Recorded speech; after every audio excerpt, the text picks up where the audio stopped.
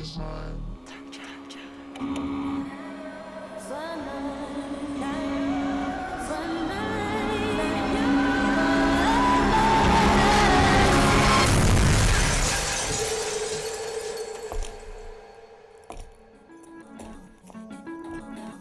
ready? I've been ready. What are we waiting for? The boy is mine.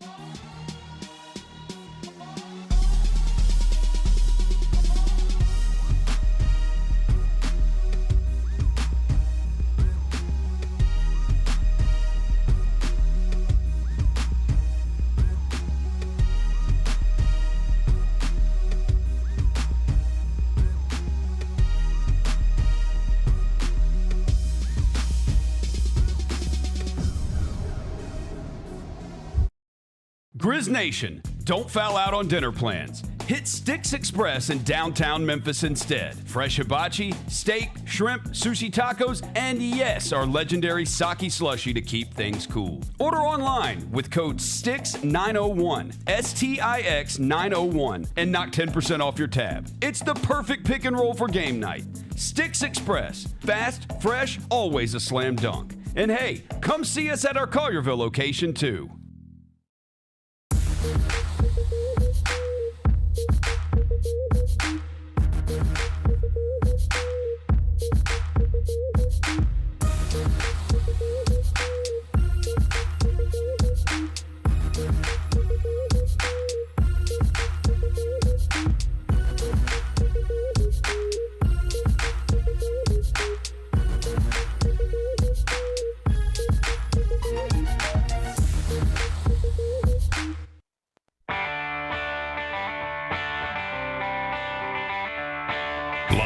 From the Built Ford Tough studio at FedEx Forum, it's the Gary Parrish Show, presented by Ortho South, on YouTube at Grind City Media and the official Grind City Media app. Now, here's your host, Gary Parrish.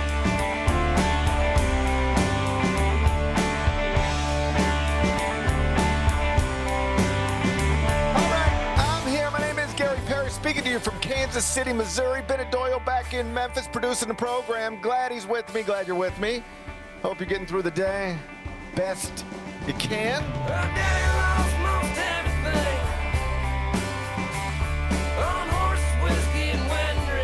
And I sure hope you enjoyed last night's festivities inside FedEx Forum, because I believe I told you yesterday the main thing we needed in the season opener was A, victory, and B, a big performance from Grizz point guard John Morant. We got both of those things. They called 12. He answered.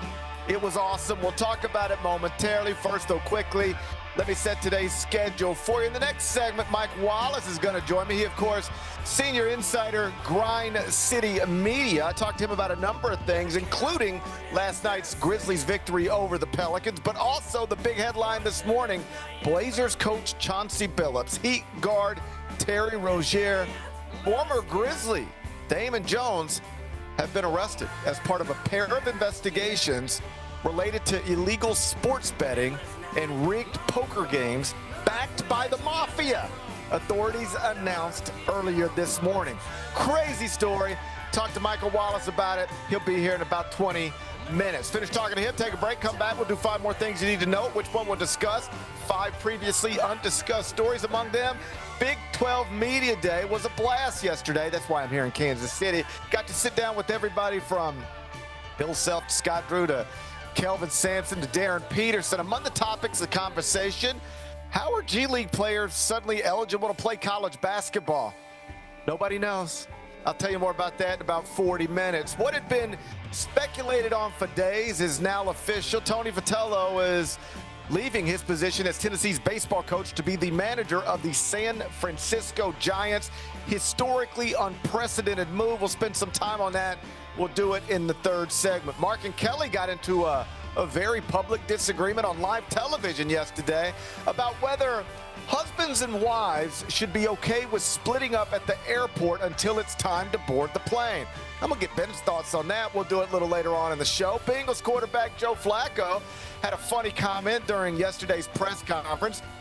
I can relate to what he said. We'll play it for you in just a bit. And NFL Commissioner Roger Goodell has publicly stated that despite real pushback from the most racist corners of the internet, the league is not considering replacing Bad Bunny for February's Super Bowl halftime show. You're going to get Bad Bunny whether you like it or not. I'll give you Roger Goodell's exact quote. We'll do it during a segment.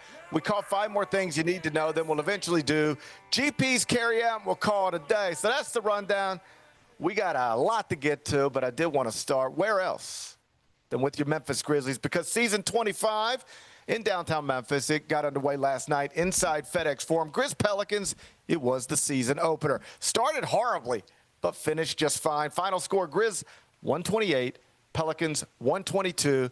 Grizzlies were down 15 points, barely 7 minutes after tip-off. They were down double digits in the second half, but eventually they found their phone, and understandably, they ended up calling 12. And as he typically does when he's available, he answered and delivered. In game 1 of his 7th season as a professional basketball player, Ja Morant finished with 35 points, 3 assists, 3 rebounds in last night's season-opening victory over New Orleans. He took 20 shots. He made 13 of them.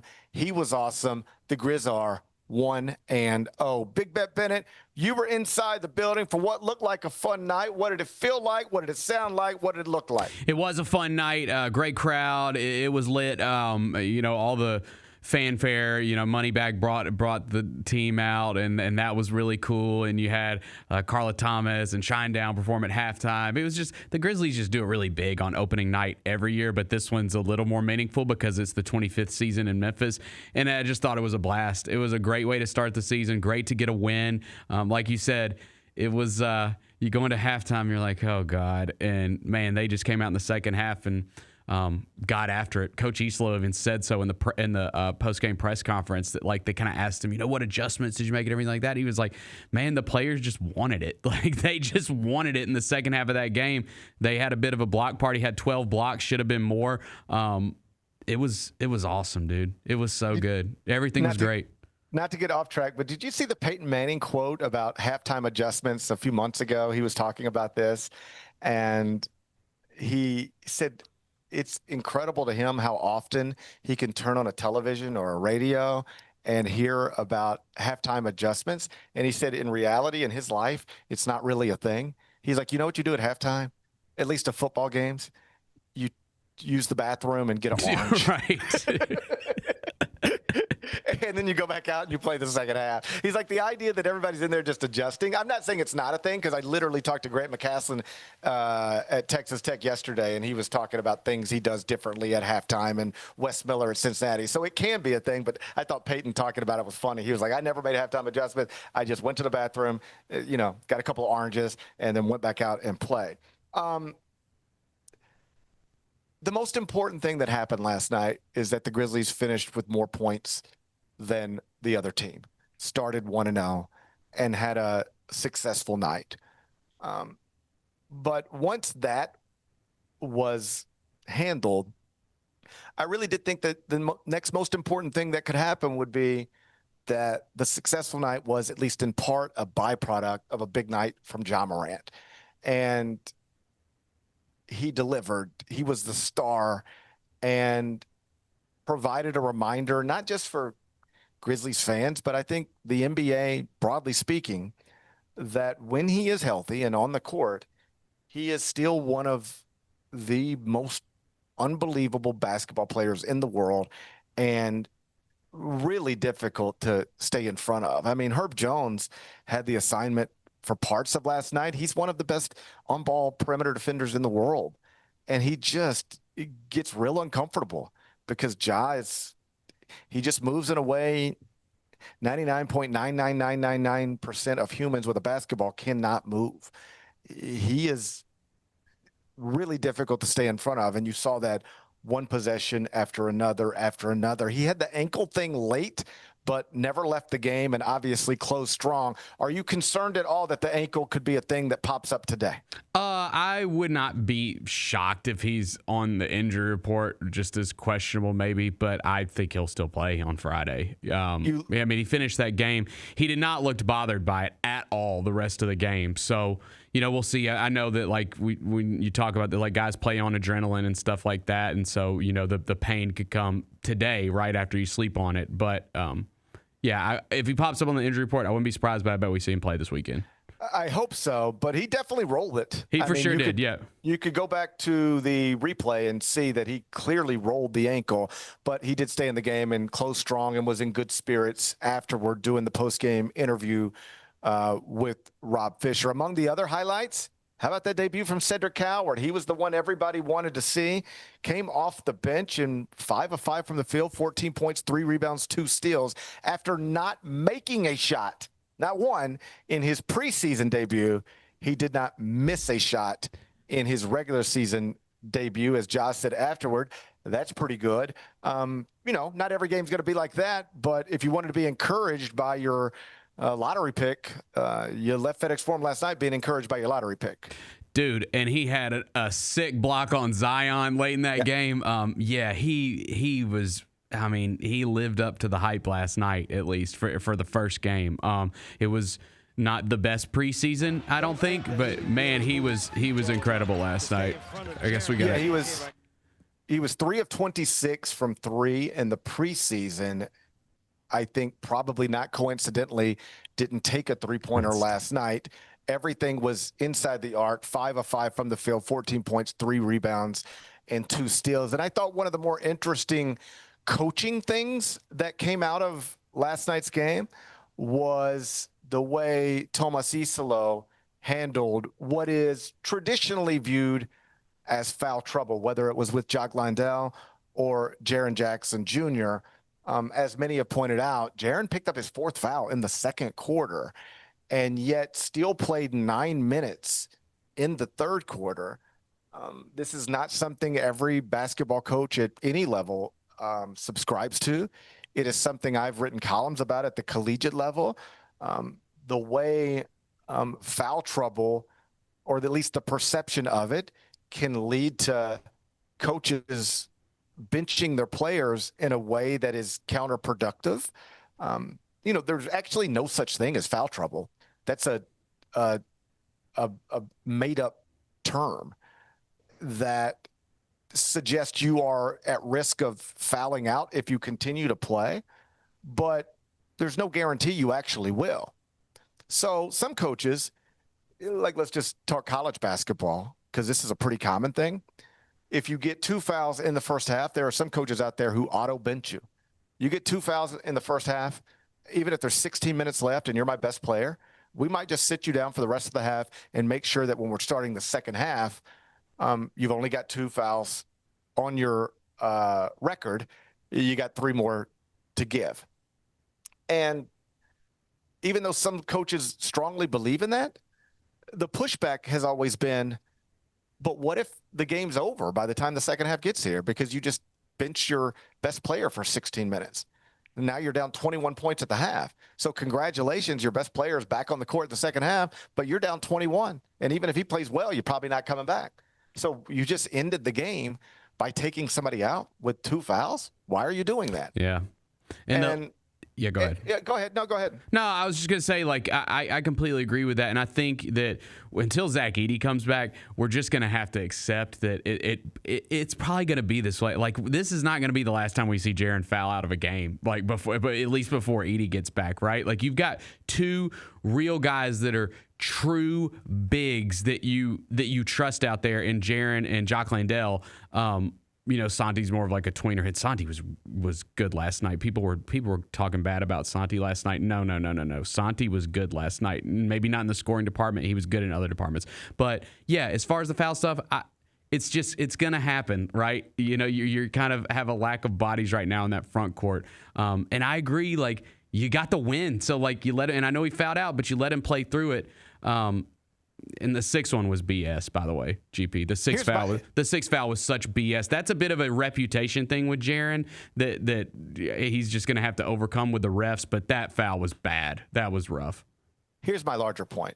I like that he fouled out because it means that he was allowed to foul out because a different coaching staff, and I don't even mean the previous coaching staff. I just mean, broadly speaking, different coaching staffs would have handled that entirely differently last night.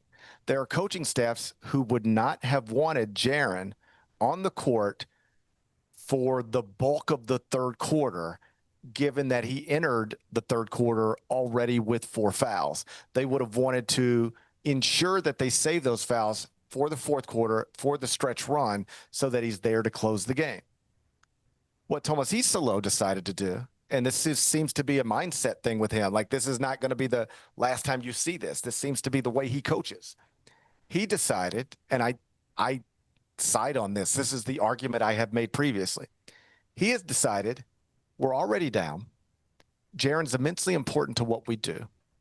If I don't play him in the third quarter, real minutes, because he already has 4 fouls, by the time I decide to reinsert him into this game with 4 fouls, we could be down 19 points, 27 points out of the game. And then, Jaren will play the fourth quarter, but we're down 16 points to enter the fourth quarter. And he finishes the game with 5 fouls. And so all those minutes I didn't play him in the third quarter, those are minutes that I just took off the table. Coaching decision. Why? Let's let him play. See if he can play through it. If he picks up the fouls, we'll deal with that. But hopefully he doesn't. But my main fear is that without him on the court, we're going to let the game slip away. So let's keep him on the court and see if he can play through the foul trouble, the perception of foul trouble. So he played 9 minutes in the third quarter. And in those minutes, as Chris Harrington pointed out at dailymemphian.com, Jaren scored 9 points on 4-6 shooting, grabbed 3 rebounds, and blocked 5 shots. The Grizzlies had trailed by 11 points at the half and outscored New Orleans by 13 in Jaren Jackson Jr.'s third quarter minutes that other coaching staffs would not have even allowed him to play because he already had 4 fouls. This is the smart way to do it. I don't understand why more coaches don't. I don't understand why auto benching with a certain number of fouls at both the collegiate level and professional level is still the thing with so many.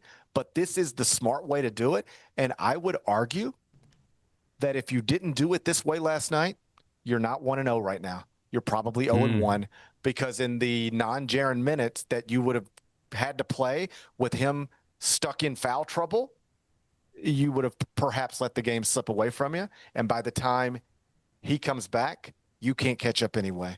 I think that decision played a role, a big role, perhaps the biggest role other than John Morant being John Morant down the stretch of the Grizzlies starting 1-0 instead of starting 0-1. And I think Jaren fouling out. You never want him to get the 6th one, but that he was allowed to play with 4 so often in that third quarter, I like that is what helped lead to him getting the 6th, and him getting the 6th in 29 minutes is what allowed, at least in part, the Grizzlies to win the season opener last night. If you try to handle that situation the way other staffs would have handled that situation, Jaren never gets to 29 minutes in last night's game, and you might not get a victory. Yeah. I'll ask Michael Wallace what he thinks about it next. Okay, GP, real quick. Can I say one more thing? Sure. Okay. Did you see the video of? Have you seen the video of Jordan Poole and KCP? The new one, dude. Did you saw the altercation with him last night, right? I was in and out of it. Okay, Jordan Poole was talking crazy to KCP. We can't play it because there's a lot of cussing in it, dude. That dude, that's a 2-time NBA champion you're talking to, bro. Come on, man. You can't be. You got to go watch the video. He was talking crazy, dude. That's why he got punched by one of his teammates. That's why. That's exactly right. That's exactly right. You got to go watch that video. That's who he is. That's why Draymond punched him, and he got shipped away. I'll send it to you in the break. He got shipped away from a championship dynasty because he tends to irritate people. So not surprised that he was up to his old tricks again last night. Michael Wallace is going to join us on the other side of the break. Kroger shoppers and Grizz fans want exclusive last-minute discounted ticket deals texted straight to you. Sign up with the new Kroger Buzzer Beater deal. Fans can sign up by texting Grizz to 636-479 or visit your local Kroger store in the Delta Division and scan the QR code. By signing up, you agree to receive recurring automated promotional and personalized marketing text messages from the Memphis Grizzlies. Consent is not a condition of any purchase. Message frequency varies. Message and data rates may apply. The countdown to the 2025-2026 Grizzlies season is on, and our 10-game packs are the ticket to your ultimate fan experience. Whether you want to see the big names or just cheer on your team on the weekend, you can save money on a ticket pack that fits you. Choose from 4 different pack varieties or stack multiple packs to make sure you don't miss any marquee matchup or electric atmosphere this season. Visit Grizzlies.com packs to get your ticket pack today. The second annual Hoops for St. Jude Tip-Off Classic is on Monday, October 27th at FedEx Forum. Don't miss Memphis women's basketball as they take on the Vanderbilt Commodores, or the long-awaited return of former Memphis head coach John Calipari when his Arkansas Razorbacks face the University of Memphis Tigers in charity exhibitions to benefit St. Jude Children's Research Hospital. Tickets are on sale now at Ticketmaster.com, or you can get them at the FedEx Forum box office. This is still a bad team and a bad franchise. What are they doing to try and get better? This is not a team that is looking for a playoff run, although I heard on local Nashville radio, somebody called in and said they got an email Monday letting them know you can get playoff tickets to the Titans. Yeah.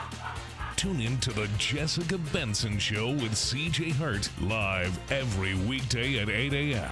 on YouTube at Grind City Media and the official Grind City Media app. Let's go, let's go, let's go, let's go, let's go, let's go. Playing in front of these fans is going to be the best feeling in the world. I'm super excited to play in front of them. Let's go, let's go. They give us a lot of energy, show us a lot of love. You know, I always say get tickets, but there are 6 men and we need them more than ever. We're proud of it. Different energies, Memphis energy. I love playing in front of the Memphis fans. They're rowdy, they're loud. We all are one. We all are Memphis.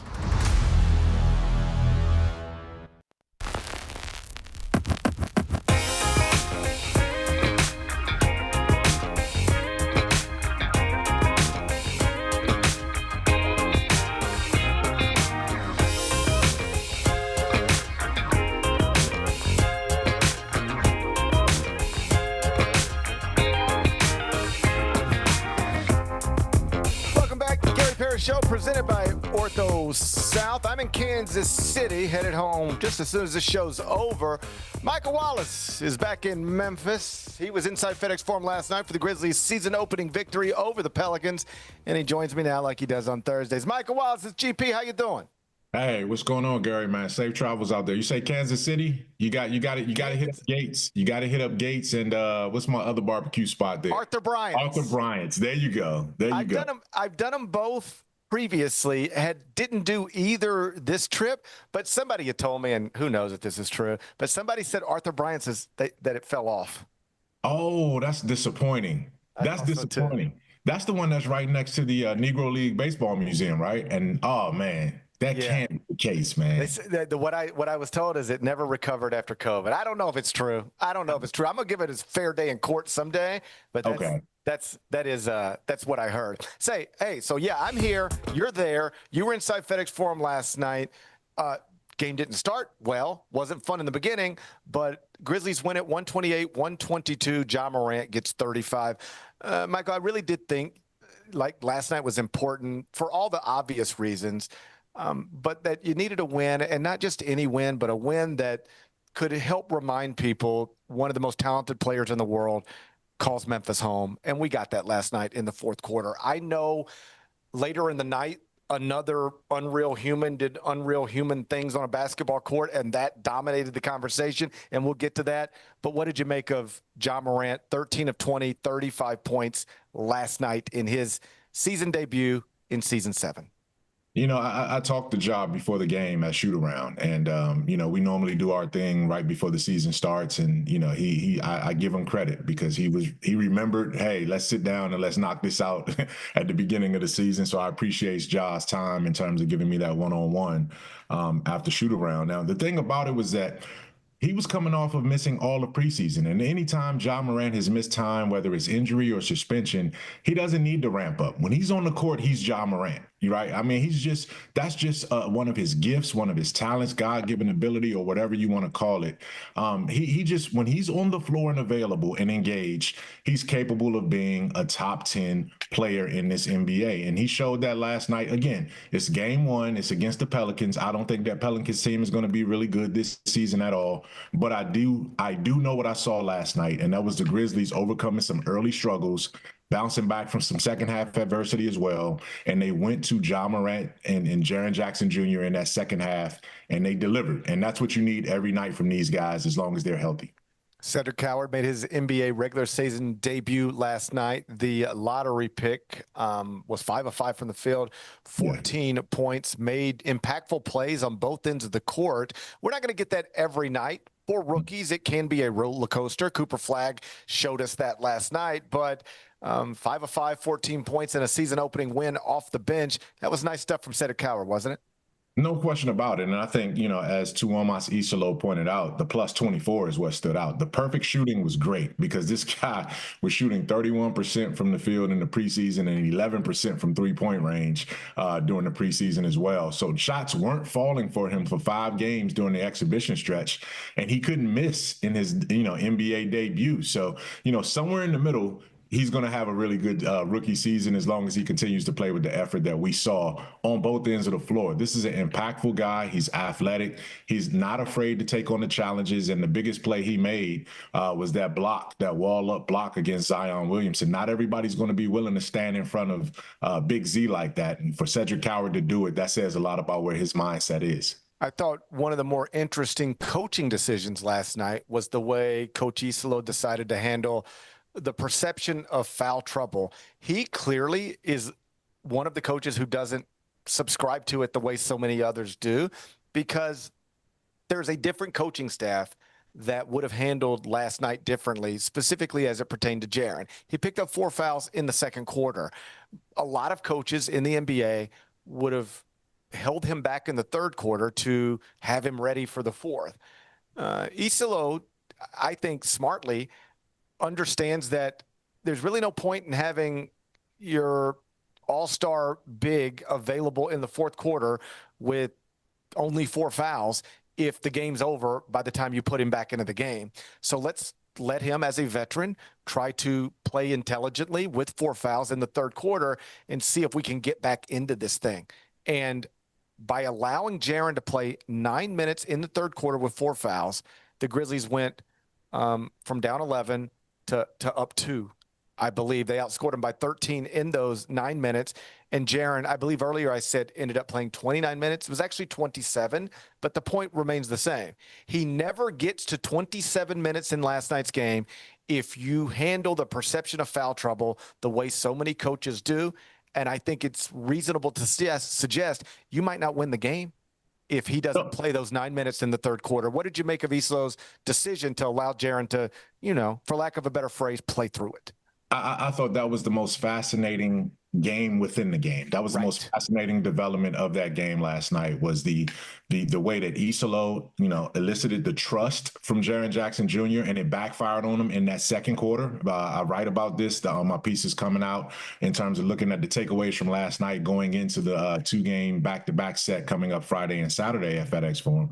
But I think the gamble came in the second quarter when Jaren picked up his 3rd foul with just under 5 minutes left. Usually that's when the hook would come. Right. Okay, you got 3. Let's preserve your other 3 for the second half. Shut you down. He left Jaren in the game less than 2 minutes later, Jaren picks up foul number 4, in the late in the second quarter. And then that backfired. So the initial decision backfired. But then they met halftime. Jaren Jackson Jr. regrouped. Isolo said, look, man, we got to play you through this process. And then after the game, I thought he poignantly pointed out, man, listen, Jaren Jackson Jr. is in the prime of his career. He's got to learn now. And this has to be trust, but this trust has to go both ways. I'm going to trust you to leave you out there, but you got to cover me for making these decisions. And for someone to tell you that and then to come and tell the media that and be pragmatic about it, I think you have to respect that. And Jaren did respect it, and he came out with his best quarter that we've seen in a long time. He had 5 blocks, scored 9 points, grabbed 3 rebounds, and stayed out of foul trouble in that quarter, to your point. It was a remarkable turnaround. The Grizzlies outscored them 41-22 in that third quarter, and that was a pivotal shift in how that game sort of played out. So the story in Memphis last night was Jaren, Cedric Coward. The story in the NBA, that happened in Dallas, where Victor Wembanyama took 21 shots, made 15 of them, finished with 40 points, 15 rebounds, 3 blocks. He made Anthony Davis, maybe the best defensive big in the world outside of Wemby, look small, overwhelmed, ill-equipped. Yeah. Mike, I've been watching basketball a long time. It's on my television every night of the season and in front of my eyeballs every time I'm in an arena. I don't think I've ever seen anything like that. It's not, and the reason is because we've never seen something like this. What did you make of Wemby's debut last night? Man, it's, you know what, as much as I want to just say, all right, stop the season, hand this guy the MVP, right? Like that is the kind of, you can't put words to describe it as much as you did, and you articulated it brilliantly. What we saw in him is it's a combination of size, length, and skill that we've never seen from a big at that particular position, man. And it's just, we've had some dominant, great big men, from Wilt Chamberlain to Shaquille O'Neal, Kareem, Olajuwon, you go on and on and on, Shaq, go on and on and on. But we haven't seen a guy like this at that size with that length be able to do it on both ends of the floor and then shoot with Steph Curry range, right? That's just, it's a cheat code. He is a cheat code. And as long as he is physically able to play, there's no question that he's the most dynamic player we have in this league. So if San Antonio is on the come, and we've all said this the moment that he went to San Antonio, give them 2-3 seasons and Popovich running that organization, they're going to be right back in this mix. I don't know if he's going to sustain that level of production, but he certainly is capable of it from a night-to-night basis. That term cheat code gets thrown around a lot, usually attached to anybody who's like really good. They say, oh, he's a cheat code. But in reality, like what cheat code means, I think, is it traces back to video games where you quite literally are doing something that it should not be allowed. Like you're playing some video football game and you make a running back that is a foot taller than everybody else, 100 pounds heavier than everybody else, and runs faster than everybody else. Like, what do we do? And that is what he looks like. He is an actual cheat code. On the television screen, he looks like somebody has made, if you just look at the game, pause it, and don't think about it as a real game. Think of it as, that's a video game, a really HD video game. And he looks like you've made a character in it. You've just exaggerated him. Hey, what if I make somebody 6 inches taller than everybody else, and they can dribble better than everybody else, and they can shoot better than everybody else and move better than everybody else? Obviously, all of those things aren't exactly true, but he does not look like a normal basketball player. And you don't even have to have ever watched basketball to turn on a Spurs game, see him out there with 9 other professional basketball players and just go, all right, what's going on here? This is not, what is that exactly? It's insane to even see. Yeah, and it's almost, man, it's unfair that Popovich has now had 3 of these historic Hall of Fame type dynamic centers, right? David Robinson was this 25, 30 years ago, right? I mean, his skill set at 7'1" on both ends of the court was sort of like this it was the infancy of what we're seeing in Wembanyama now. And then Tim Duncan added the fundamental touch and just the defensive presence and all of those things. And now he gets Wembanyama. And if you just surround this guy with a little bit more, there may be one more veteran away from really, really being a scary team in the West. I still think they need some time and some experience, and he has to prove that he can hold up physically. But yes, my goodness, man, what he did last night on the floor with some really, really talented players just stood out and above everything else we've seen in a long time. Last thing before I get you out of here, I want to talk to you about the biggest headline this morning. Yeah. The FBI has held a press conference. Kash Patel has held a press conference to announce that 34 people have been arrested in connection with a pair of investigations related to illegal sports betting and rigged poker games backed by the mafia. And among the 34 people who have been arrested, it is Portland Trailblazers coach Chauncey Billups, Miami Heat guard Terry Rozier, and former Grizzly Damon Jones. We had known that Rozier was mixed up in something connected to this. His lawyer had, with the benefit of hindsight, I think put out some misleading public comments in recent months, but his name had been attached to this. Chauncey Billups is the head coach of an NBA franchise, and he's in jail right now. He's detained right now. He's got a court appearance later today. This is a wild story, isn't it? It is completely wild, man. And just when we thought the Kawhi Leonard stuff, this makes the Kawhi Leonard stuff pale in comparison to like what really is going on. And when you talk about criminal elements of it, this is scary, man. And it's almost like I'm confused in terms of how Chauncey Billups is catching a stray here to a certain degree, because the headline is gambling in the NBA. And we know that that's an automatic, you're out of the league. For him to get roped up into this for poker and mafia doesn't necessarily tie it to the gambling part of the NBA, betting on games. But that's what I first thought when I saw the headline. Damn, Chauncey Billups is Pete Rose in it, right? But that's not what the deal was. So a lot of this has to get cleared up and cleaned up, but it's not a good look. Again, a month into the season since the preseason started, and you have these two major headlines with, this going on. It's not a good look, man. It really is confusing and it's disturbing, but we'll see how it all plays out. But not a good look for the NBA right now.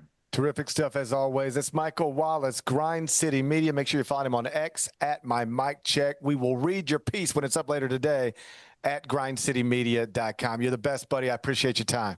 Hey, thank you. And shout out to Bennett Doyle for doing an excellent job in your parking space in your absence. Oh, he's a good parker? Yes, sir. It's mine now. That's right. Yeah, good luck. Okay. I'll good get luck it back getting tomorrow. that back. Yeah, we'll see. I'll get it back tomorrow. Now, Bennett, you deserve it. You can park there whenever you want. All right, Mike, I'll see you. All right, guys. We come back. We'll turn our attention to an interesting conversation I had with various coaches and other figures in the industry yesterday as I was here in Kansas City, Big 12 Media Day. Sure, we talk about the Big 12 and Houston losing the national championship game and Kansas trying to bounce back after two subpar seasons. But also among the conversations, the headline that originated Monday out of Louisville.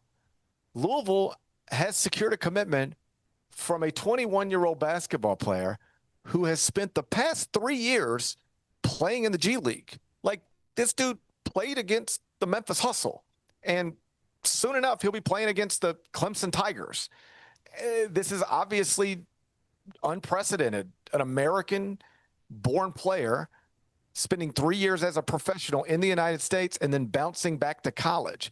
So you start talking to, in this case, Big 12 coaches about it yesterday, everybody from Scott Drew to Bill Self to Kelvin Sampson. And what is amazing is that a decent percentage of the men who are in charge of running some of the biggest college basketball programs in the country had no idea this was even a thing, don't understand why it is a thing. Broadly speaking, they're tired of complaining about the state of the sport because I think they realize in a time where so many people in this country, in this world, are struggling, nobody wants to hear multimillionaire college coaches complain about how tough their jobs are. But they would like some clarity. And right now they don't have it. We have finally reached the point in college athletics where even college coaches don't know who they can and cannot recruit.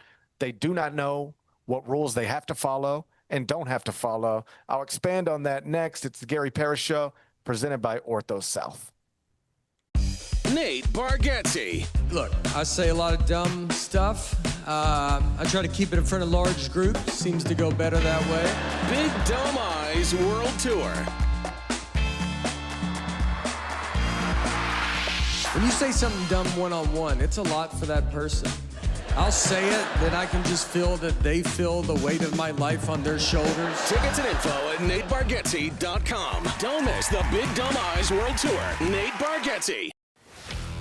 Let's face it, there's a lot of trash talk in basketball, but the great teams let their performance do the talking. Like Ford F-150 with Pro Power on board, a class-exclusive industry-first feature that turns your truck into a mobile generator and leaves the competition speechless. Ford F-150, official truck of the Grizzlies. Greatness starts here at your Mid-South Ford dealer. Class is full-size pickups under 8,500 pounds, GVWR.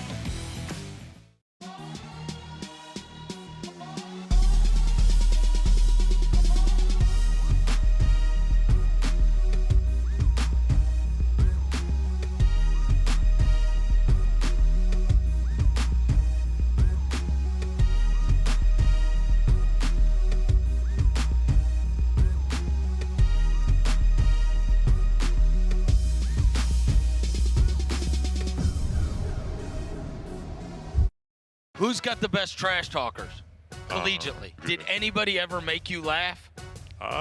Tennessee fans, they always like, yo, Zach Edey, bro. Like, they won't smoke because you cooked them. No, they don't. They don't. They think you foul all the time. Yeah, that's what they would say. Yeah. 40. That happened. Was it 40 and 20? 40 and 20, man. The Chris Vernon Show, live on weekdays at noon on YouTube at Grind City Media and the official Grind City Media app.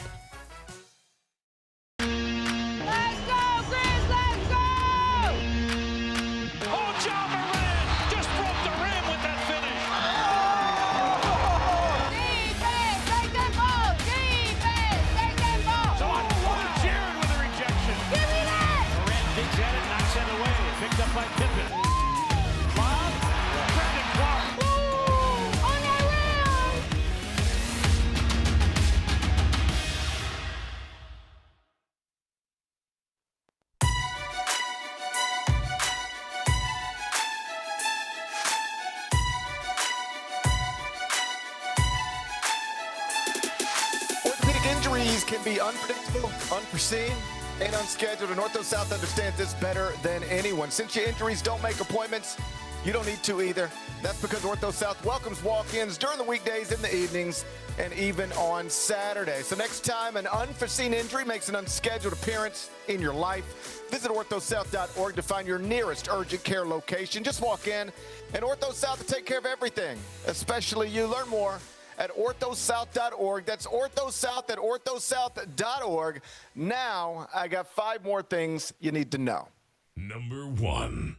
As previously stated, the reason I'm here in Kansas City, Missouri is because I was at Big 12 Media Day yesterday, and that was a really fun day. I got to do lengthy sit-down interviews with everybody from Hall of Fame coach Bill Self to future Hall of Fame coach Scott Drew to future Hall of Fame coach Kelvin Sampson. I talked to Darren Peterson, who is projected by most to be the #1 overall pick in the 2026 NBA draft. So it was a worthy trip to Middle America.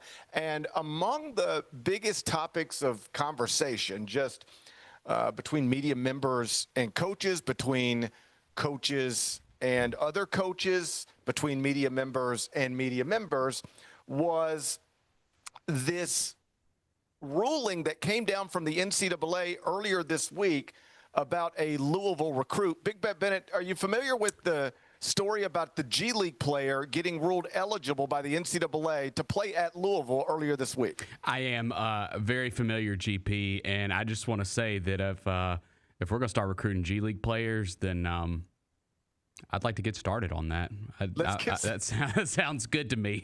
I don't know why we're messing around with low major recruits when we could just go straight down to the Landers Center and see who's playing. That's real experience right there. So for people who don't know, there's a young man named London Johnson. He's an American player, and he has spent the past 3 seasons playing in the G League. And earlier this week, he announced a commitment to Louisville, and he is going to be eligible to play next season. He's going to reportedly enroll in January, practice with the team throughout the rest of the season, and then be eligible to play in the 2026-27 college basketball season. And what is amazing about this is that whether it's Tom Izzo, Bill Self, Scott Drew, Tommy Lloyd, Grant McCaslin, you name the college coach, the men who are supposed to have a better grasp on what you can and cannot do, what you should and should not do, than literally anybody else in the world, they have no idea how this happened, why this happened, or if they should be recruiting G League players. Like Tom Izzo went on a pretty good rant earlier in the week about this, and then yesterday at Big 12 Media Day, I'm asking questions to Bill Self, Kelvin Sampson, Scott Drew. I mean, these are the biggest figures in the sport. I said, did you know before this week that you could recruit G League players? Or do you now have somebody on your staff who is prioritizing that? And some of them said, like, I think Kelvin said, I had no idea this was a thing. I talked to my staff. They said, yeah, coach, we're already working on one of them. But like, I no, it wasn't on my radar.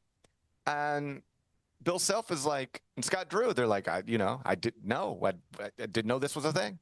Don't understand why it's a thing. Just the level of confusion is insane to me. And I think Tom got it exactly right.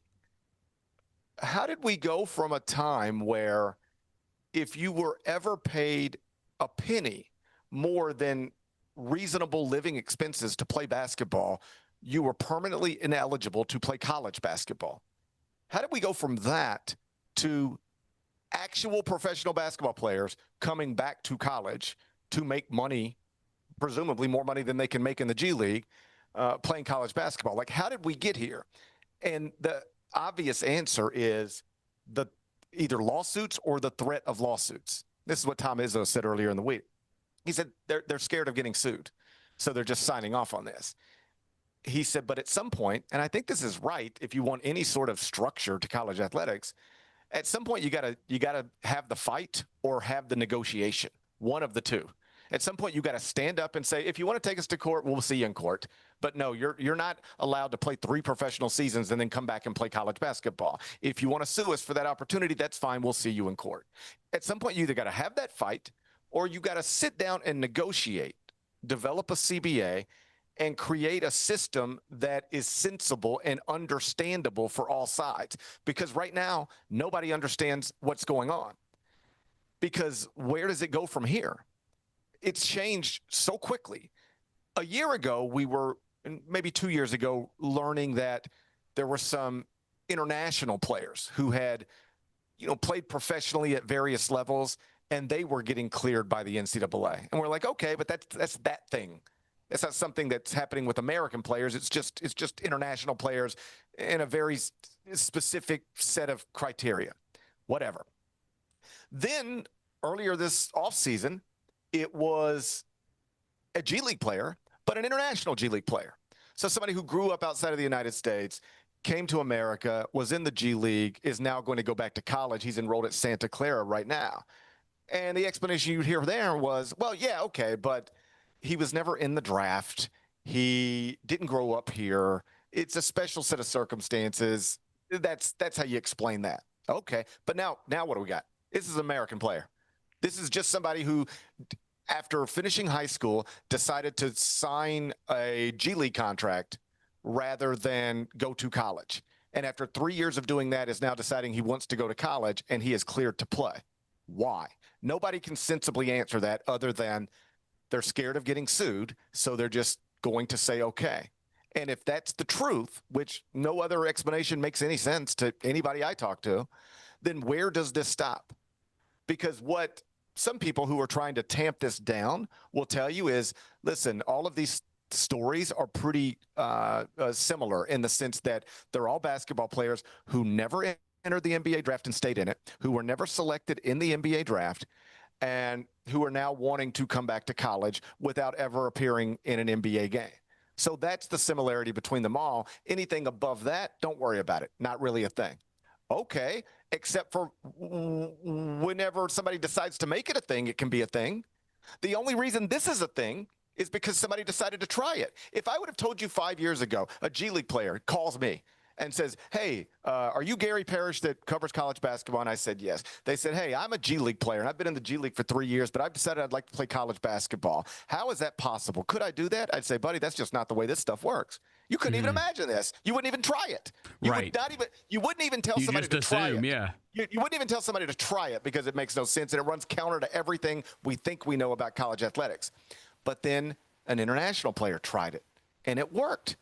So then an international player who had been in the G League tried it, and it worked. So then an American player who had been in the G League tried it, and it worked. So what's next?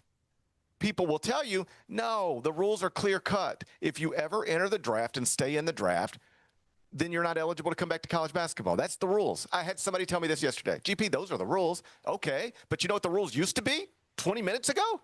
That you can't be a professional basketball player and play in college until somebody challenged the rule, and now you can do it. So what happens when somebody challenges this, and I'm making it up, but it fits the hypothetical.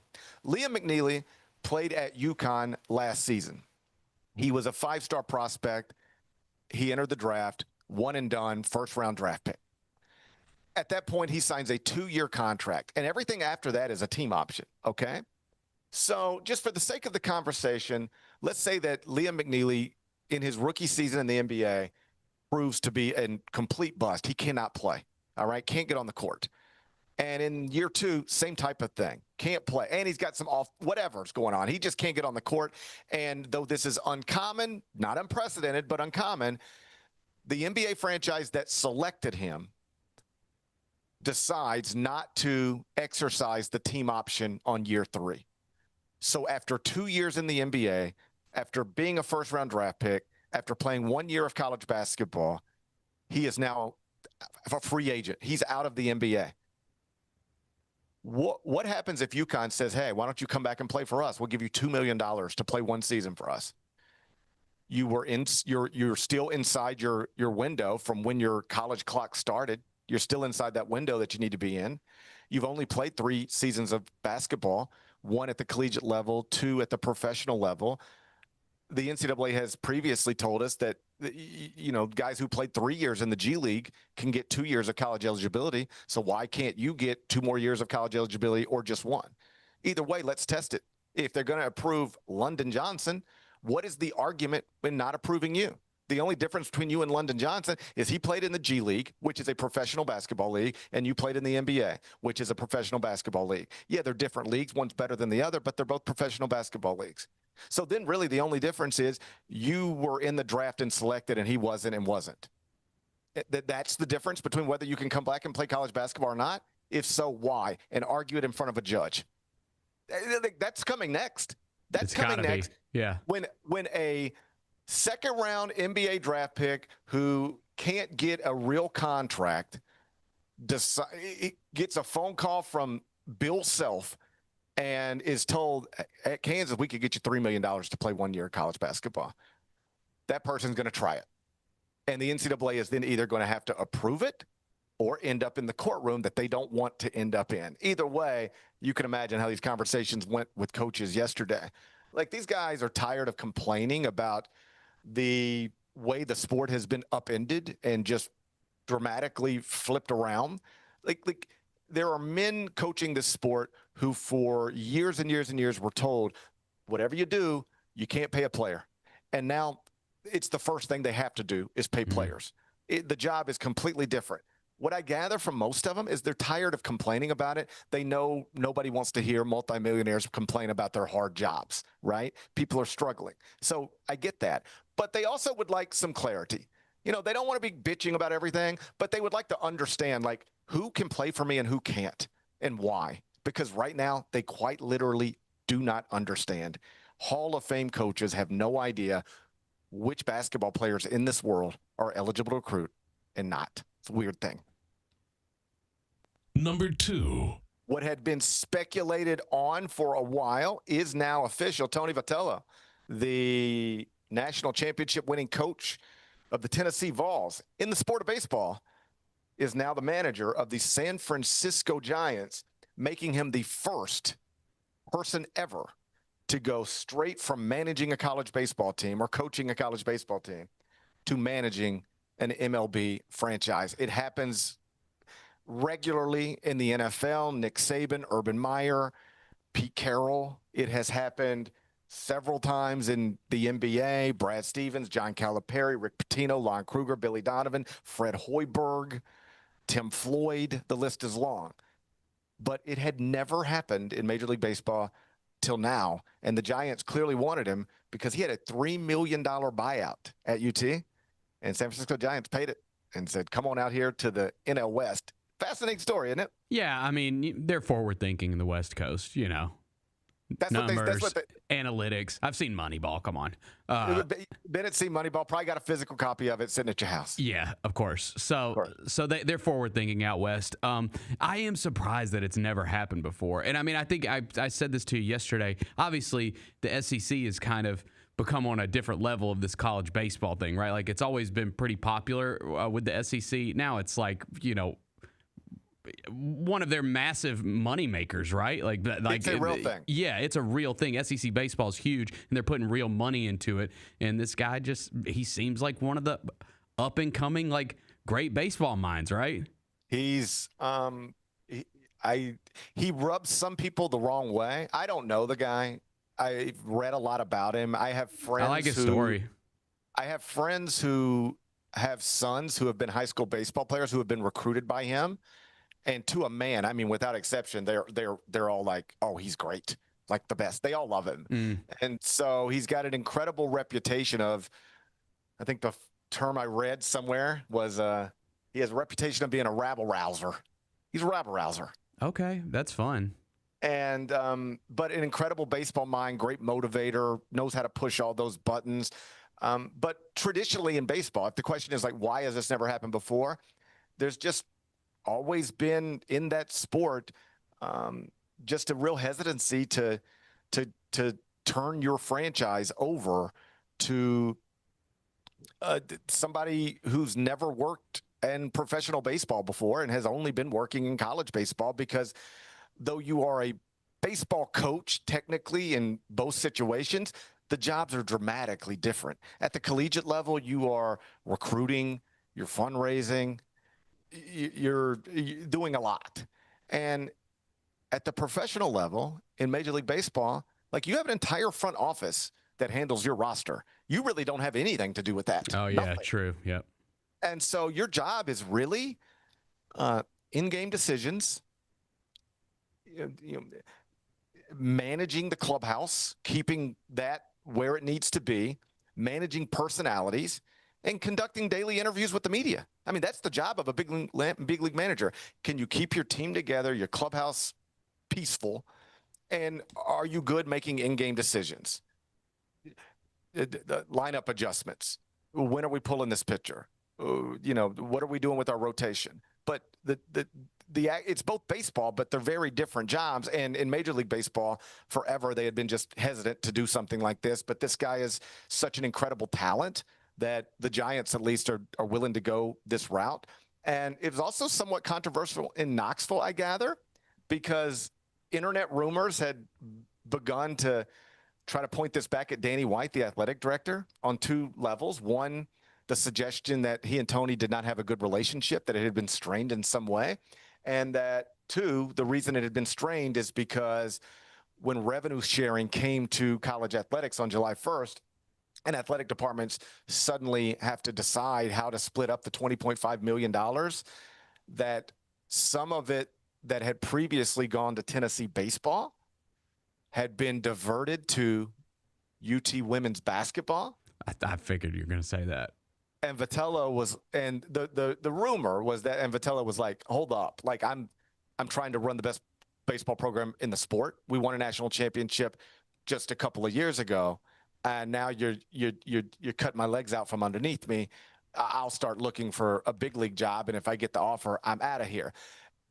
Who knows what's true? But Danny White did hold a press conference yesterday and just said, whoever is out there that started this rumor and that is giving it breath, you owe our women's basketball coach an apology, because you are painting this like her program played a role in us losing our baseball coach. And I'm telling you, that's just not true. We support baseball at Tennessee better than anybody else in the country. Now, who knows if that's true, but he said it into a microphone on camera and tried to really diffuse the idea that anything other than Tony Vitello wanted to be a Major League Baseball manager played a role in this decision. As always, the truth is probably somewhere in the middle, but a historically unprecedented day yesterday in the sport of baseball. A college coach is now a big league manager.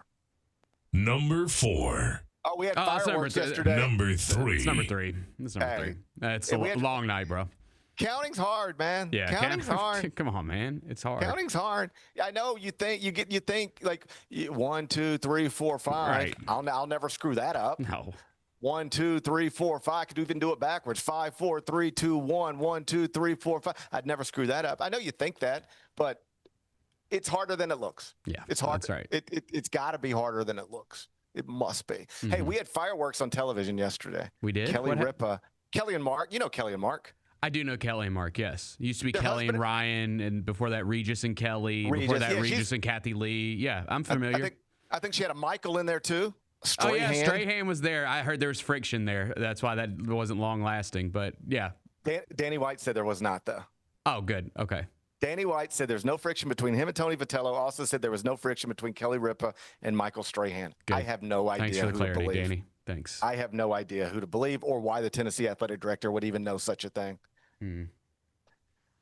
We had fireworks yesterday. They hosted a television show together. Which, would you like to do that? Would you like to sit here every day and talk to Kara? And if your answer is, if it means I wouldn't have to listen to your dumbass, then that's fair. I would understand that. I mean, when you put it like that, but I mean, we talk a lot, so I don't know if we need to do it 24/7. I think that could be difficult. I think it's good to actually, if we want to get into like relationship stuff, I think it is good to have this like break during the day, and then you can get home later at night and like have like a conversation about your day and all that, and vent and all that good stuff. Yeah, they don't get to go home and say, how was your day? Because they know how their day was. My day was just like your day. We spent our day together. We saw each other all day.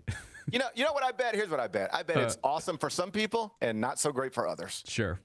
All right. So yesterday, they're doing their little show, and they got into a conversation about airport divorces. Are you familiar with the term airport divorce? No. You get a divorce at the airport, meaning this. Hey, we're traveling, husband and wife, boyfriend, girlfriend, girlfriend. I don't care.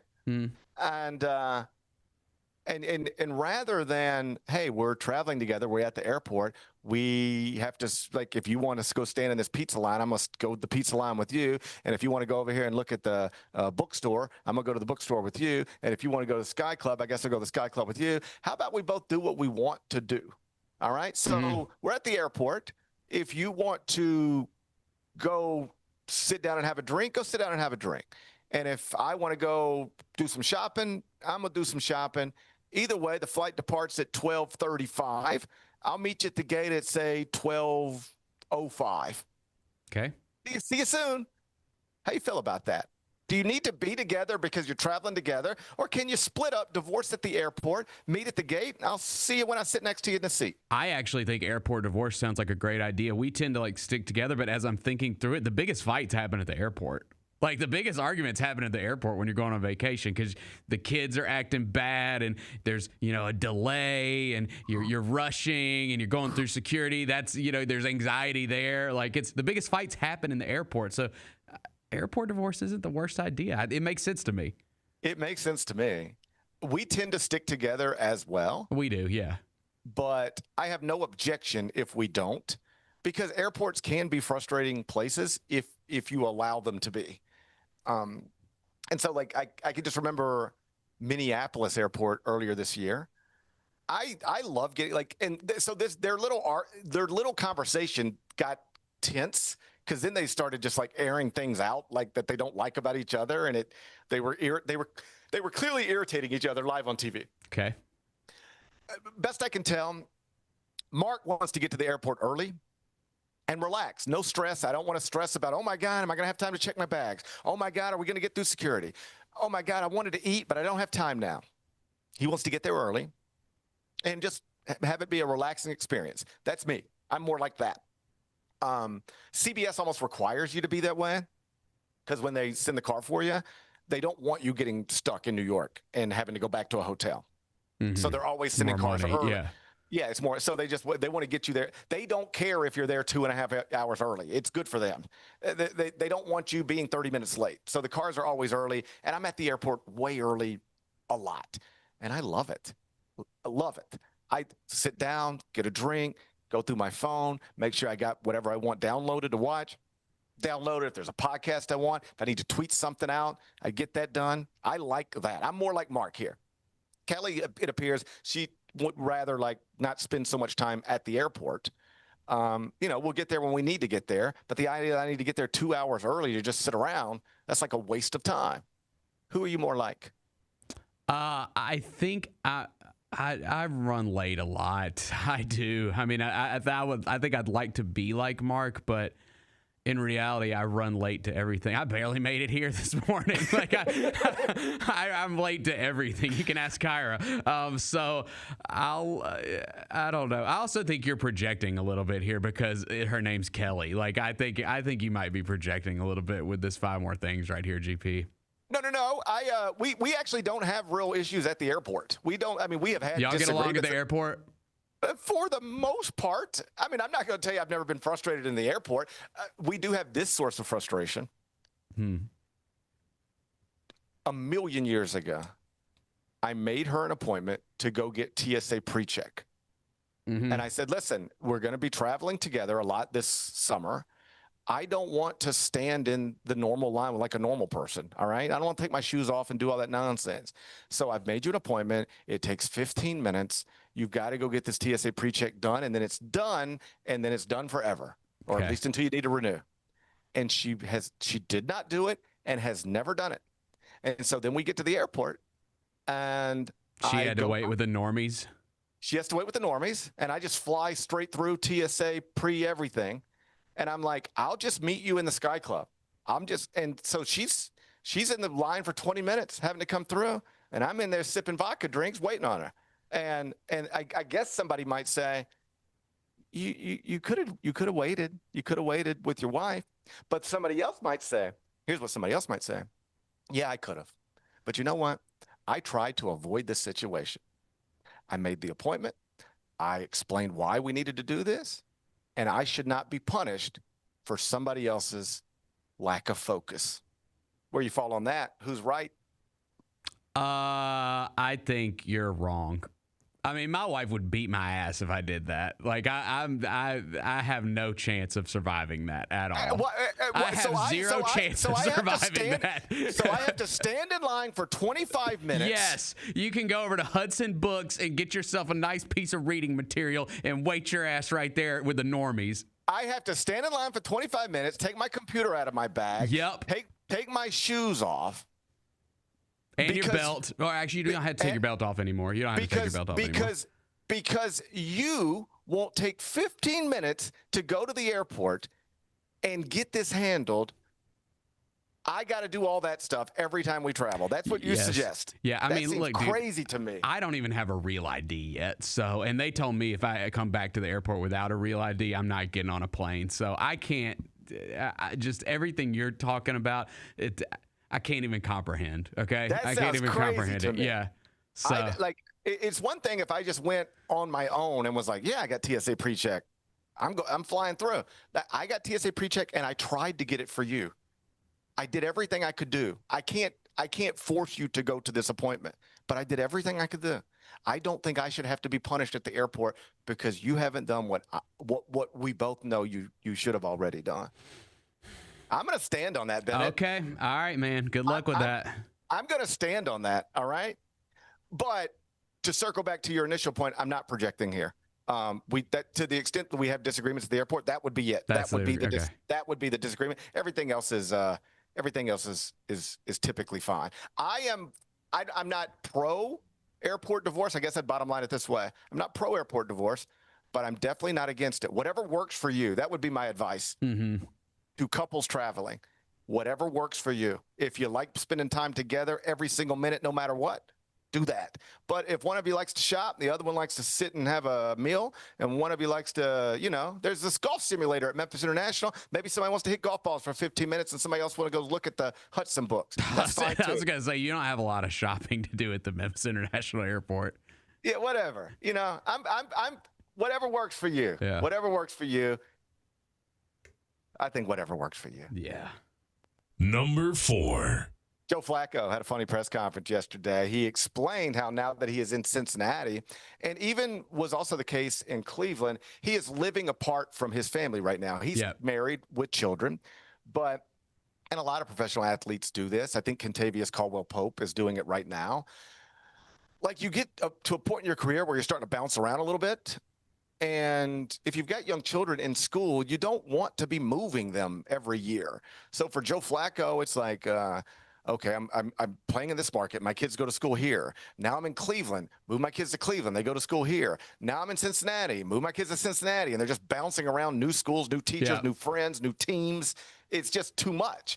And so he explained that now, his family's back in New Jersey and he's in Cincinnati, more or less living in a hotel room by himself, totally alone outside of the time he's actually working. And so he just got to telling stories about that and the challenges that it presents. And it's about a 2-minute clip, but there's some funny stuff in here. So let's watch it together if we can, Kyra. How are you navigating being a dad?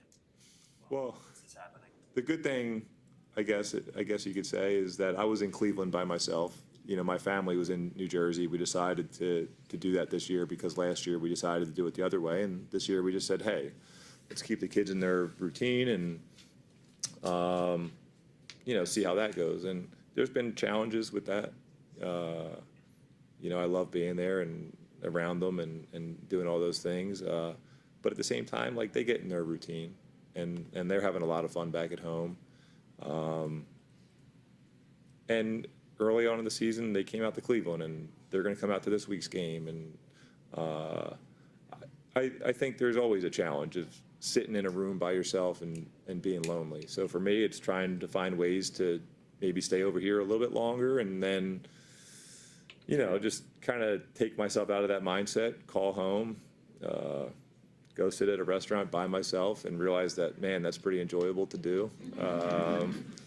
After there's not too many situations.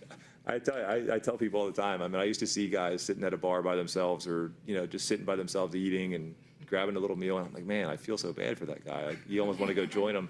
And now I realize, like, that dude was in heaven. And not to say that that's obviously not what I want. I'd rather be at home sitting at the dinner table with my kids and hearing what the hell they were talking about all day. But if you have to do it, then you might as well take advantage of it. So, just little things like that. Are Cincinnatians starting to see you at restaurants and take pictures and say hello? I guess so, maybe a little bit. I try to get there early. I'll go eat the 4:30 dinner and beat everybody out of work and out of the house. I'm a big proponent of eating alone, and I do it all the time. I do it at an abnormal level. Yeah. There's not a week that passes that I don't have a meal in a restaurant by myself. And I know other people think that's awkward or weird, but I think it's only awkward if you feel that way about it. And for whatever reason, I don't. There are so many other life situations where I do feel awkward or uncomfortable. But like sitting alone in a restaurant is not one of them. And to Joe Flacco's point, it can feel like heaven. You're just like on your own little schedule, having a nice meal. If you want to read, you can read. If you want to watch something, you can watch something. If you just want to take it all in, take it all in. I'm the king of table for one. There aren't many restaurants in the Memphis area I haven't walked in at some point and said, can I get a table for one? Interesting.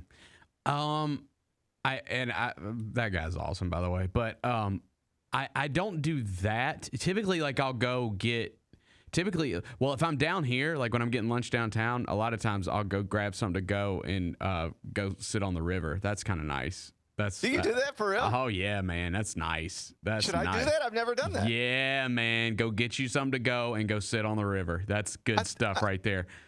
I think I want to do that. That's good stuff.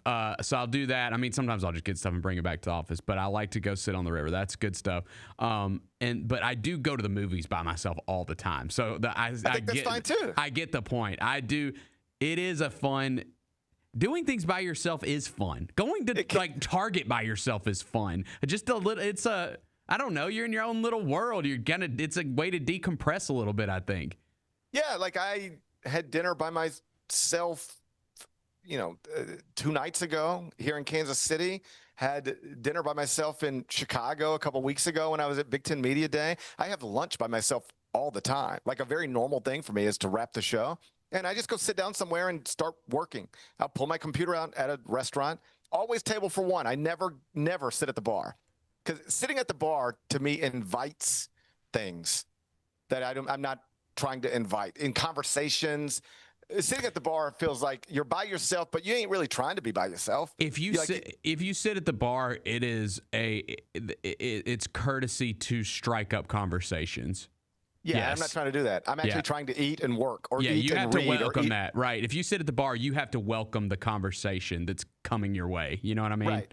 I think there's a big difference between sitting at the bar alone and sitting at a table alone. Yeah. So I'm never at the bar unless there is no table. I'm never at the bar. I'm always table for one because I'm not there. Not that I'm against talking to people, but I'm not there to try to. I'm not in the restaurant or at the bar because I'm lonely or because I'm trying to strike up conversations or meet people or any of that. I'm just there to eat and read, eat and work, eat and watch something on my phone. I'm a big believer in table for one. Shouts to Joe Flacco. Shout Sounds out. like he is too. Number 5. NFL Commissioner Roger Goodell has publicly spoken for the first time about the NFL's decision to make Bad Bunny the Super Bowl halftime performer. Did you see his quote? Not word for word. Didn't he just say, yeah, we're sticking with it? That's certainly the sentiment. We are sticking with it. But here's the quote. When asked, hey, what do you think of all the backlash about Bad Bunny and the Super Bowl and blah, blah, blah.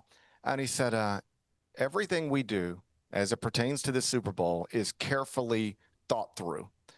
I'm not sure we've ever selected an artist where we didn't have some blowback or criticism.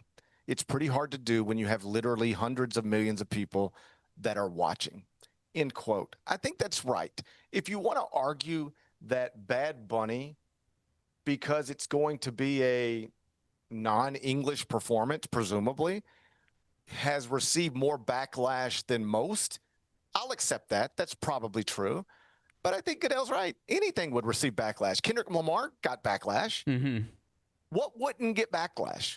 Probably Taylor Swift. There would be there would be haters. For sure there would be haters, yes. She gets backlash for going to a football game.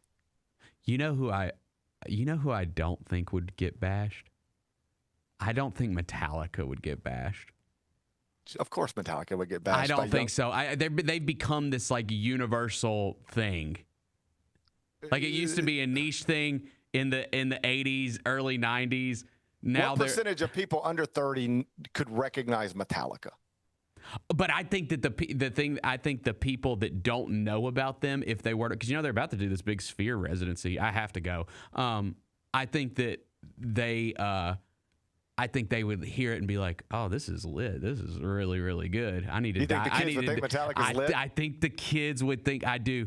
I think if you put the Eagles out there, I'm not sure that when Hotel California starts that the kids would necessarily be like, oh man, what is this? You think the kids would kids would dig Master of Puppets? Dude, I think when Creeping Death starts that the kiddos might be like, whoa, what have I been missing? I could see it. See it.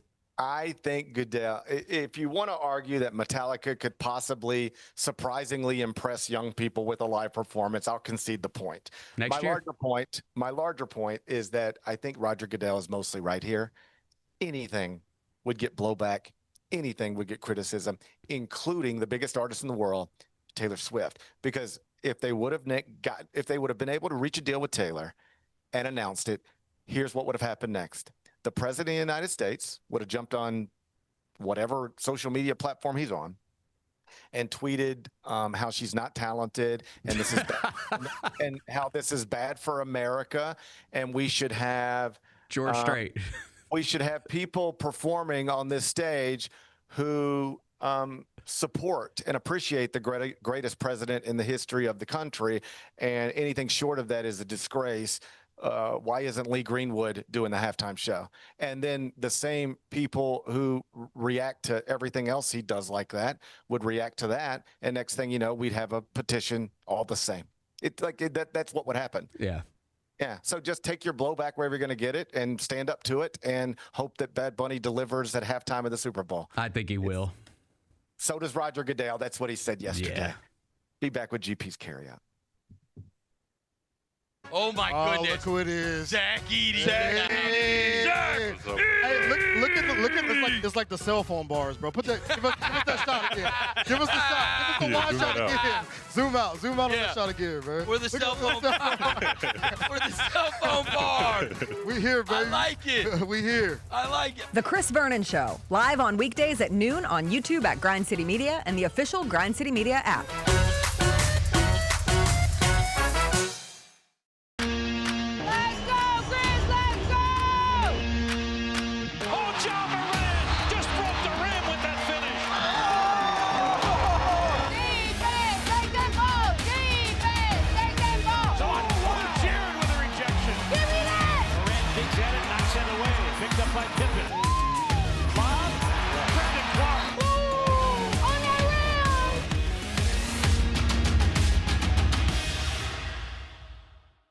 Sonic Radio. Welcome back to Sonic RNDIO. That spells radio with me, the CIO. This just in, the new Sonic $1.99 menu lets you build a crave-worthy meal for just $1.99 an item, whether that's a creamy shake, crispy tots, or a quarter-pound double cheeseburger. This just out. Ostriches. They're mean, not very cute, and in my opinion, way too big for a bird. Don't miss the Sonic Fun 99 menu. 5 items, always $1.99. Live free, eat Sonic. Tax not included. See menu for details.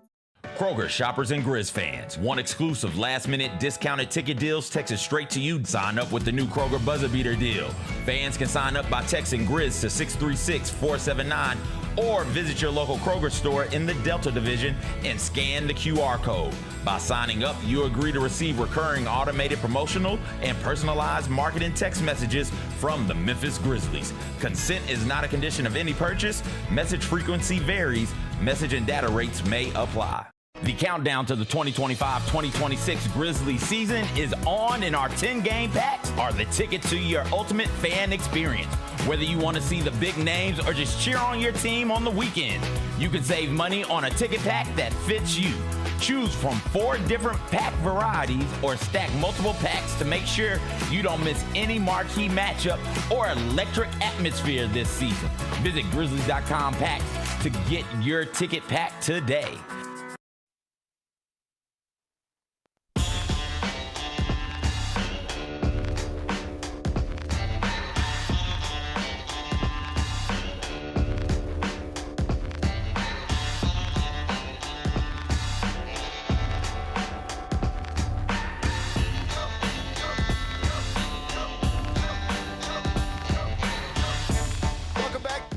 Show presented by Ortho South. Let's wrap this up with GP's Carryout.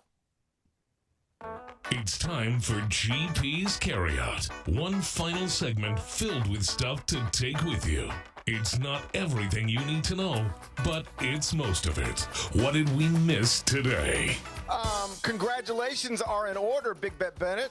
It's my mother's 70th birthday. Happy birthday to Jackie. Happy Turned birthday, 70 Miss Jackie. today. Born October 23rd, 1955. I hope I'm not telling any secrets I'm not supposed to be telling.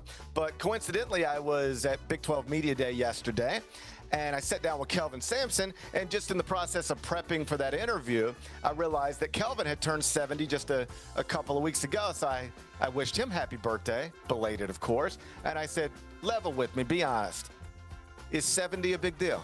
Because there are some people out there be like, oh yeah, I'm one day older than I was yesterday. But 70, that's a big round number. Does it mean something? Is it a bigger than normal birthday? It's a milestone. And he sort of smiled and he said, yes, it is. It does mean more. He said, because, 60, this is the way he put it. I think this is right. He said 60 feels kind of young now. It's like 60 years old. Like people are still living their lives and doing the things. 80 is kind of like you get to 80 and it's like, I'm at 80. What a life. I made it to 80. I've had a nice life, And he said, so that's the 60, you're still young.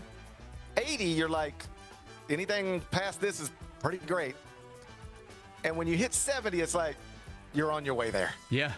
You're not really young anymore. Right. You're kind of on your way to the 80. And he said it is a big birthday, and it should be treated that way. So hate that I'm not there right now, obviously, but I'll be there eventually and be able to celebrate appropriately. So happy birthday to my mother, 70 years old today. What's today's biggest game? Let's go to the NBA. We got a 9 o'clock tip on ESPN. They're doing it at the Chase Center out in San Francisco. It's the Nuggets and the Warriors. And Golden State is favored at home by 1.5 points to 234.5. That's the total. How are you going to act? Man, I guess I'll go Warriors. They look so awesome in that opener. I think they're the real deal, man. You think the Warriors are the real deal? Yeah, I think they got as good of a shot as anybody. And you know why? Because it looks like that Kuminga thing is going to work out for them. Like he was playing the other night. Dude, he started. I was like, that's just gonna be a problem for them because of how that all went. Well, he gets the deal. He's their starting small forward. He's young and athletic, and like Jimmy Butler still looks awesome. Steph Curry still looks awesome. Draymond's doing his thing. Like, I think they got a chance. I do. Bennett's all in on the Warriors. Who knew? Golden State minus 1.5. He said lay the points tonight. What are we watching on TV? Can I interest you in season 2 of Starting 5? I didn't watch season 1. I didn't. I watched some of it. And what I watched, I think I remember kind of liking. Like I wasn't like, oh, this is ridiculous. But I just also didn't like it enough to keep going back to it. But we got a brand new season just dropped on Netflix. Okay. And among the players featured, Jaylen Brown, Kevin Durant, and Shai Gilgeous-Alexander. Season 2, Starting 5, 8 episodes. It's available on Netflix right now. Kyra said it's great. Okay. Take Kyra's word for it. Okay. What's the best thing we've read? Over at CBSSports.com, we continue to hand out preseason awards. Today, it's the National Freshman of the Year. And your winner is Kansas freshman Darren Peterson, who I sat down with yesterday. And it wasn't lost on me that as I sat down with him yesterday, you know, remember, because he gets a lot of attention because my hair was ridiculous and I didn't really, I wasn't very comfortable on camera, and Derrick Rose had very little to say. But I sat down with him before his freshman year at Memphis. Yep. And looking back on it, like I was sitting down with, at a very young age, a future number 1 pick in the draft, a future MVP. And it wasn't lost on me yesterday that I was kind of doing probably the same thing. Darren Peterson is projected to be the number 1 pick by most in the 2026 NBA draft. I sat down with him yesterday here in Kansas City for an on-camera interview you can find on YouTube. And just an impressive young man. And, buddy, when you hear people talk about him, whew, real deal. Here's what Bill Self said. Understand Bill Self at Kansas has coached Andrew Wiggins, who was the number 1 pick in the draft. He has coached Joel Embiid, who has been an NBA MVP. So, number 1 pick in the draft, MVP, he's coached them both. Ask Bill Self who the most talented freshman he's ever coached is, and he will tell you it's not close. It's Darren Peterson. More advanced, more everything. All of the physical tools that you would want in a combo guard. 6'5", great body, can bounce it, can shoot it, all that stuff. And so then you go, okay, what about the other stuff? Is he a leader? The best. A worker? The hardest. Alpha? Top shelf. Like, I haven't heard a bad word about the guy. Nothing. You ask people about him, like serious basketball people. They don't say he's going to be Kobe Bryant, but they say you can see some of that stuff. They describe him as the best guard to enter college basketball since Derrick Rose. Just a special, special talent. He was voted CBS Sports National Freshman of the Year. I wrote the lead to the piece. You can find it cbssports.com. What's on tap for tomorrow? Well, tomorrow's Friday. I'll be back in Memphis in studio. Jessica Benson will join me. We'll be getting ready for more Grizzlies stuff and a big weekend of college football and the NFL. Can't wait to do it. Can't wait to be back. Enjoy the rest of your day. I'm going to try to enjoy mine, and we will meet back here tomorrow at 10. Till then, be careful, be kind, be good. Rep your hood.